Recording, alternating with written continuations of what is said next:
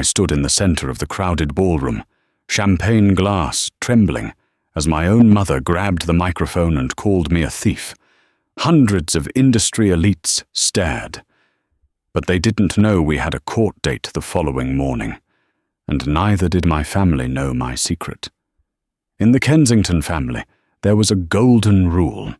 Though it was never explicitly written down or spoken aloud, everything belonged to Theodore. My older brother Theo was the sun around which my parents, Richard and Sylvia Kensington, blissfully orbited. He was the handsome, charismatic firstborn, destined for greatness in their eyes. I, Chloe Kensington, was the afterthought, the quiet, pragmatic daughter whose primary function was to be the audience for Theo's triumphs and the buffer for his inevitable failures. Growing up in our upper-middle-class home in Connecticut, the disparity was suffocating. When Theo crashed his brand-new BMW at 19, my father hired a top-tier attorney to quietly bury the DUI, calling it a youthful indiscretion. When I asked for a fraction of that money to help cover my tuition at MIT, where I had earned a partial scholarship, my mother sighed, adjusted her pearl necklace, and told me that character was built through financial independence.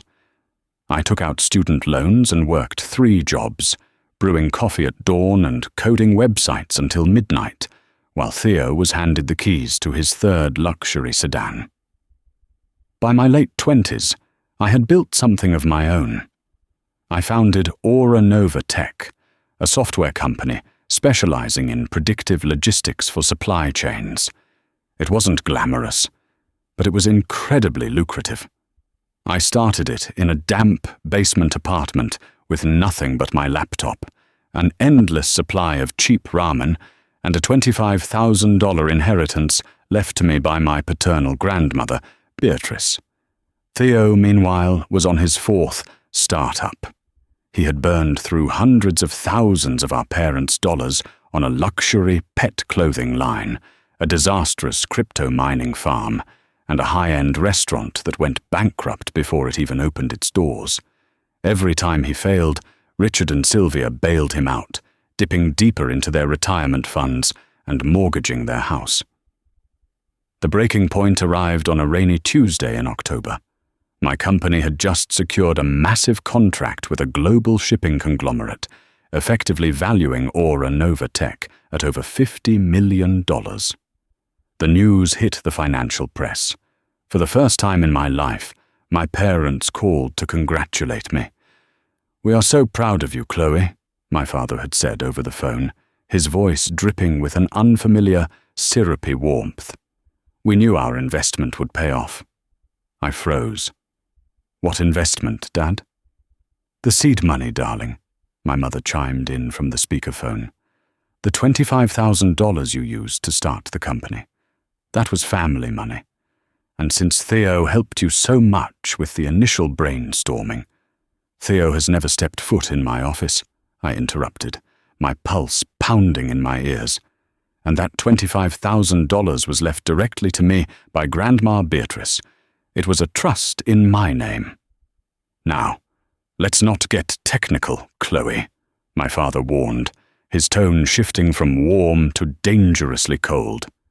"We are a family. We share our successes. Theo's latest venture is struggling, and we expect you to transfer a 40% equity stake in Aura Nova to him by the end of the week. It's only fair. We raised you." I hung up. I thought it was a delusion, a desperate grasping at straws from parents who had bled themselves dry for their favored son. But 2 weeks later, a process server walked into my downtown office and handed me a thick manila envelope. My own parents were suing me. The lawsuit was a masterclass in fabricated reality, filed by a notoriously aggressive litigation firm, Sterling and Hayes. The complaint alleged that I had fraudulently misappropriated joint family trust funds to launch my company. Worse, they included forged email correspondence, suggesting that the core intellectual property of Aura Nova was actually conceptualized by Theo, and that I was merely acting as the administrative front for his genius. They were demanding $20 million in damages and immediate control of the company. I hired Beatrice Montgomery, a razor-sharp corporate litigator who looked at the complaint, laughed humorlessly and said, "They are trying to bleed you out before discovery. They think you'll settle to save face." "I won't," I told her, staring at the signatures of my mother and father at the bottom of the legal filing. "Let them try." For 8 months, the legal battle raged quietly behind closed doors. They subpoenaed my bank records, my emails, and my employees. They tried to freeze my company's assets. They dragged my name through the mud in depositions, with Theo sitting across the table, wearing a custom Italian suit bought with my parents' dwindling savings, smirking as his lawyers tried to paint me as a manipulative, calculating thief. But the real betrayal wasn't in the courtroom. It was what they planned to do in public. It was the night before the final evidentiary hearing.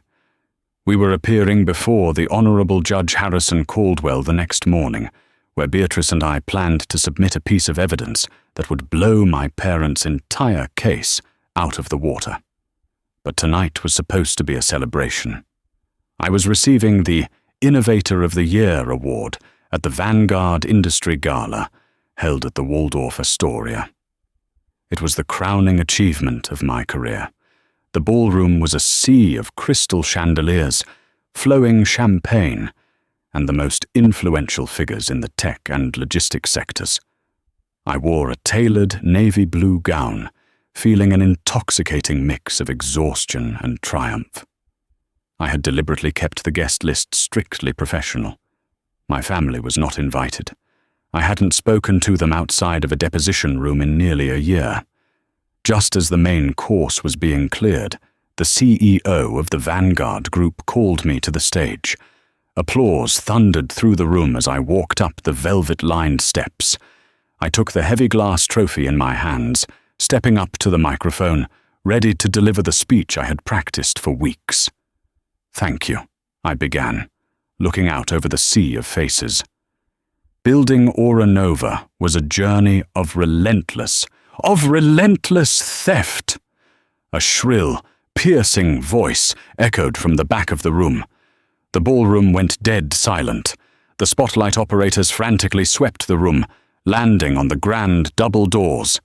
There, pushing past the confused event security, were my mother, my father, and Theo. Sylvia Kensington was dressed in an ostentatious emerald evening gown, her face flushed with righteous indignation. Richard flanked her, looking stern and sorrowful, playing the part of the wounded patriarch to perfection. Theo lingered slightly behind them, looking tragically victimized. "Security, please," the event coordinator hissed into a headset, but my parents were already marching down the center aisle. "Don't you dare touch us!" my mother shrieked at a guard who reached for her arm. She stopped in the middle of the room, turning to the hundreds of shocked executives, investors, and journalists. "I am Sylvia Kensington," she announced, her voice echoing off the vaulted ceilings without a microphone. "The mother of that woman on stage, and I am here to tell you that the woman you are applauding is a fraud." Murmurs rippled through the crowd. I stood frozen at the podium. I could feel the blood draining from my face, my knuckles turning white as I gripped the edges of the wooden stand. "Everything she built was stolen," my mother continued, tears streaming down her face in a masterful theatrical display. "She stole her seed money from her own family. She stole the very ideas for her software from her brilliant brother, Theodore, who stands right here." She gestured wildly to Theo, who looked down, playing the part of the broken genius.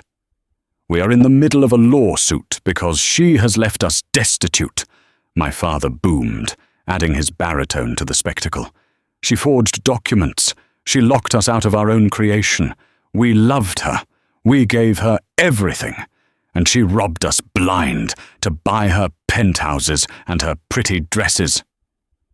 The silence in the room was absolute, save for the hum of the air conditioning and the rapid clicking of a few journalists' smartphone cameras. Investors who had just poured millions into my company stared at me, their expressions shifting from admiration to deep suspicion.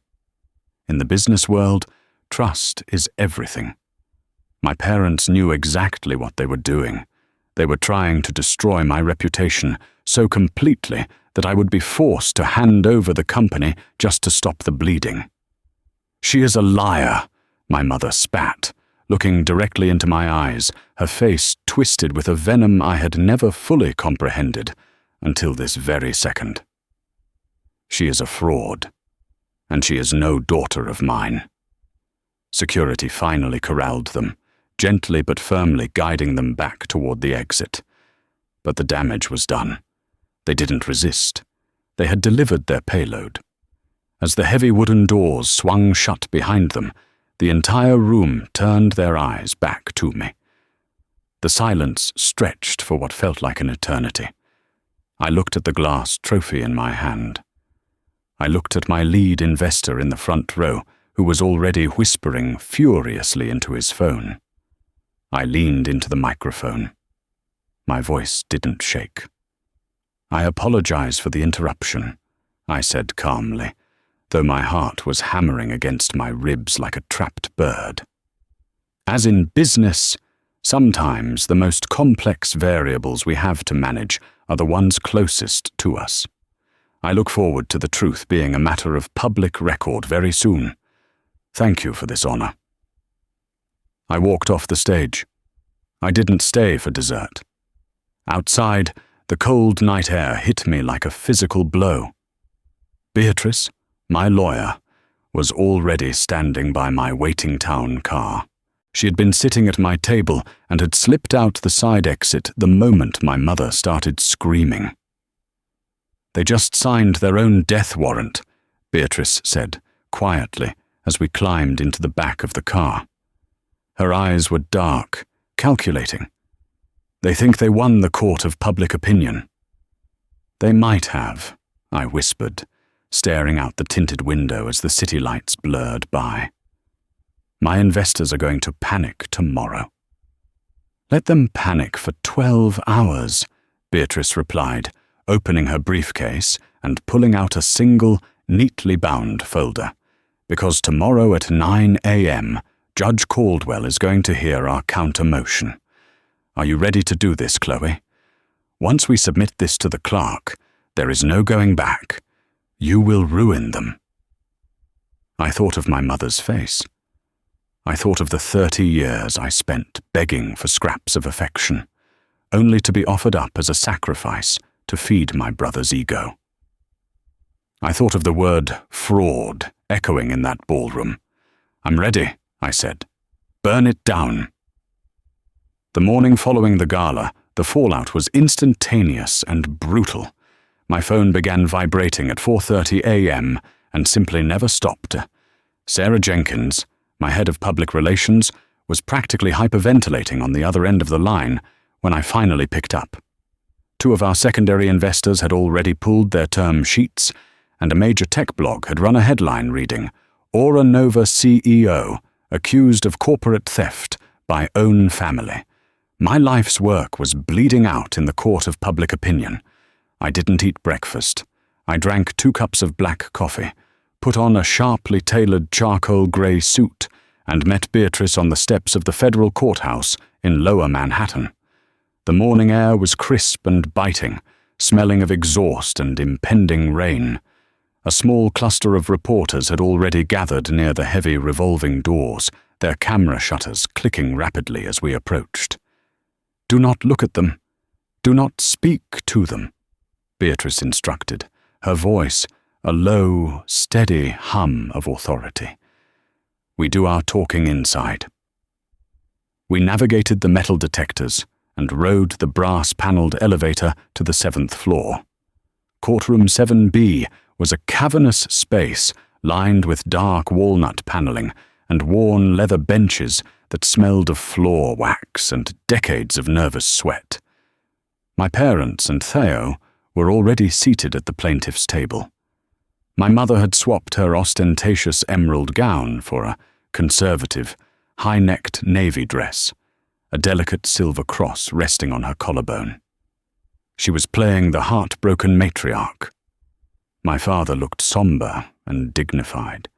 Theo wore a slate blue suit that I knew cost more than my first car, his hair perfectly styled to look slightly disheveled, as if the stress of the ordeal was physically weighing him down.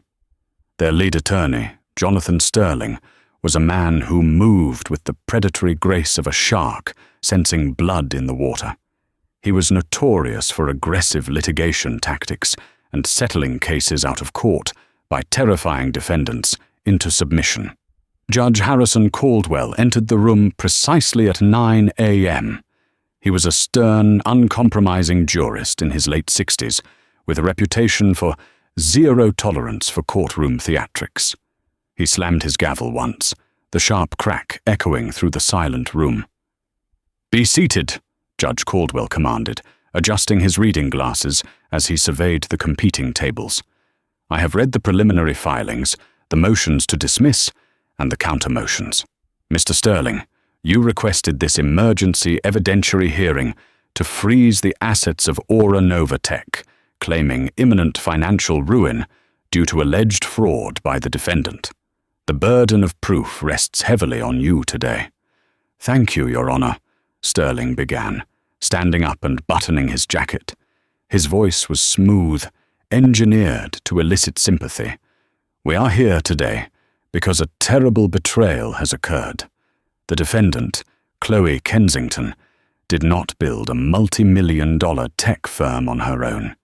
She built it on the stolen intellectual property of her brother, Theodore, and the stolen life savings of her parents, Richard and Sylvia. We will present emails, financial records, and sworn testimony proving that Chloe was merely an administrative assistant who hijacked the company's registration." Sterling called Theo to the stand. My brother walked to the witness box with a slight, practiced limp, an injury he claimed he sustained from the sheer physical exhaustion of coding his alleged masterpiece. Under Sterling's gentle questioning, Theo wove a masterful, tragic tale. He claimed he had spent years developing the predictive logistics algorithm that formed the core of Aura Nova. He claimed he entrusted the legal incorporation to me because his credit was temporarily frozen due to a minor banking error. He even produced a printed stack of emails, purportedly sent from him to me, containing snippets of code and business plans. "And how did it feel, Mr. Kensington?" Sterling asked, his voice dripping with faux empathy. "To watch your own sister take credit for your life's work?" Theo looked down at his hands, his voice cracking perfectly. "It destroyed me.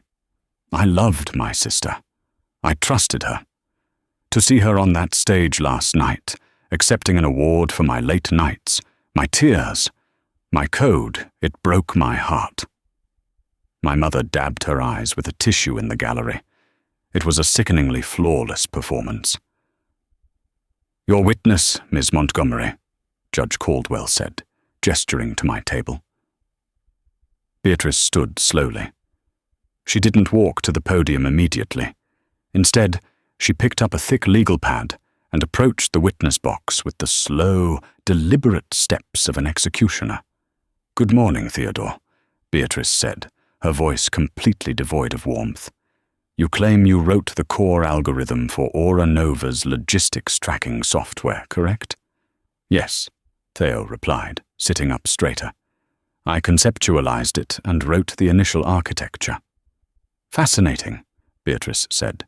"Can you explain to the court what a heuristic routing protocol is? It's the foundational bedrock of your alleged code." Theo blinked. The confident veneer cracked just a fraction of an inch. "Well, it's a protocol for routing logistics. It's highly technical, Ms. Montgomery. I don't expect a lawyer to understand the nuanced back end I am asking you to explain it, Mr. Kensington, Beatrice interrupted smoothly. Since you wrote it, what language did you code it in? Python? C++? Rust? Theo shifted in his chair. A combination. Whatever was most efficient for the data load. Beatrice smiled, and it was a terrifying expression. I see. Because I deposed Aura Nova's lead engineering team last month. They confirmed the entire back-end was written in a proprietary language developed by Chloe Kensington while she was at MIT, a language you have never had access to. Sterling jumped up. Objection, Your Honor. Counsel is badgering the witness over technical minutiae. Overruled, Judge Caldwell barked, leaning forward. The plaintiff claims he built the software. He should know what he built it with. Continue, Ms. Montgomery. Beatrice walked back to our table and picked up a manila folder. Let's move to the money, Theodore. You claim Chloe stole $25,000 from the joint family trust to start the company, and your counsel submitted a document, Exhibit D, a contract allegedly signed by Chloe, acknowledging this debt and promising you 40% equity. Yes, Theo said, regaining his footing. She signed it in our parents' kitchen in 2021. Your Honor, Beatrice said, turning to the judge. At this time, I would like to call our expert witness, Gregory Pierce, a senior forensic accountant and fraud examiner, and I would like to submit a new piece of evidence into the record. The courtroom atmosphere shifted entirely as Gregory Pierce took the stand. He was an older man with wire-rimmed glasses and a perfectly pressed beige suit, carrying a battered leather briefcase that looked like it held state secrets. My parents exchanged a nervous glance. This wasn't part of their script. They had expected me to cower under the weight of their public humiliation from the gala, not to bring in a heavyweight financial auditor. Mr. Pierce, Beatrice began, handing a thick, bound ledger to the court clerk. You were retained by my firm to audit the financial history of the $25,000 seed money used to start Aura Nova, as well as the personal finances of Richard, Sylvia, and Theodore Kensington over the last 5 years. Is that correct? Yes, ma'am, Mr. Pierce said, his voice a dry, reedy rasp that commanded absolute attention. I conducted a thorough forensic tracing of the funds, as well as an analysis of the plaintiff's banking records, which were subpoenaed during discovery. Let's start with the $25,000, Beatrice said. Did it come from a joint family trust? It did not, Pierce stated categorically. The funds originated from a private trust established by Beatrice Kensington at First Republic Mutual, designating Chloe Kensington as the sole and exclusive beneficiary upon her 25th birthday. Neither Richard, Sylvia, nor Theodore Kensington had any legal claim or access to those funds. Objection, Sterling shouted, his face reddening. The plaintiffs have submitted banking records showing that money passing through their accounts. Beatrice's eyes gleamed. Ah, yes. The banking records. Mr. Pierce, could you elaborate on how those funds passed through their accounts? Pierce adjusted his glasses. The $25,000 was transferred directly into an LLC holding account opened by Chloe Kensington.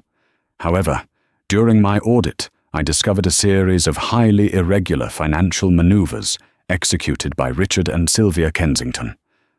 The courtroom fell deadly silent. My father gripping the edge of his table, his knuckles bone white. Please continue, Mr. Pierce, Judge Caldwell said, leaning over his bench, his eyes narrowing at my parents. In 2020, Pierce read from his notes, Richard and Sylvia Kensington effectively bankrupted themselves, bailing out Theodore Kensington's failed cryptocurrency venture. To cover their immense debts, they took out a second mortgage on their Connecticut home. But they didn't stop there. They also opened a line of corporate credit with a private equity firm. "And whose name was on that line of credit, Mr. Pierce?" Beatrice asked, her voice echoing off the oak panels. "They did not use their own names," Pierce said. "The credit line, which was eventually maxed out at $1.2 million, was opened using a forged signature and stolen social security number. It was funneled into an offshore account in the Cayman Islands to hide it from domestic creditors." Sterling stood up, his voice losing its smooth edge, bordering on panic. "Your Honor, this is wildly outside the scope of this civil hearing. They are making baseless accusations of fraud against my clients." "Your clients accused my client of fraud first, Mr. Sterling," Beatrice shot back, her voice ringing like a bell. "They opened the door to financial scrutiny, and we simply walked through it." "Order!" Judge Caldwell slammed his gavel. "Sit down, Mr. Sterling. Miss Montgomery, where are you going with this?" "Your Honor," Beatrice said calmly, stepping away from the witness box and walking toward the center of the room. "The plaintiffs sued my client, claiming she was a fraud. They brought forged emails and a fabricated contract to this court to steal a $50 million company. But they made one fatal miscalculation. In their desperation to build a paper trail, they submitted the routing numbers of their offshore holding company into the public court record as proof of Theo's corporate standing." She turned to the judge's bench. "2 days ago, I took Mr. Pierce's findings to the Financial Crimes Division of the U.S. Attorney's Office. Because the line of credit my parents fraudulently opened crossed state and international lines, it triggered a federal investigation." My mother let out a small, strangled gasp. Theo looked like he was going to be physically sick. Beatrice pulled a sealed, watermarked envelope from her briefcase. She did not hand it to Sterling. She walked directly to the front of the room and handed it to the court clerk, a stern-faced woman named Abigail Miller. "Madam Clerk," Beatrice said respectfully. "This morning, a federal grand jury unsealed an indictment based on the evidence brought forward during this civil discovery. The judge presiding over that grand jury sent this sealed notice over to Judge Caldwell's chambers to be entered into this civil record." Judge Caldwell nodded grimly to the clerk. "Proceed, Madam Clerk." Abigail Miller broke the wax seal on the heavy envelope. She pulled out a thick stack of papers bearing the imposing seal of the Department of Justice. "Case number 44-B-902, the clerk read, her voice clear and carrying to the very back of the gallery, where the reporters were furiously scribbling in their notepads. "United States of America versus Richard Kensington, Sylvia Kensington, and Theodore Kensington." My father buried his face in his hands. "Madam Clerk?" Beatrice interrupted gently. "Could you please read the specific charges?" "Count 1, the clerk continued, aggravated identity theft. Count 2, federal wire fraud. Count 3, conspiracy to commit bank fraud." "And Madam Clerk," Beatrice asked, delivering the final, crushing blow, "could you read the name of the victim? The individual whose identity was stolen, whose credit was ruined, and whose signature was forged to secure the fraudulent $1.2 million loan that Theodore Kensington subsequently squandered." The entire courtroom held its breath. The silence was so profound, I could hear the ticking of the antique clock on the wall. My parents stared at me, their faces drained of all color, the horrifying reality of their actions finally crashing down upon them. They hadn't just sued their daughter, they had handed the federal government the exact roadmap needed to put them in prison.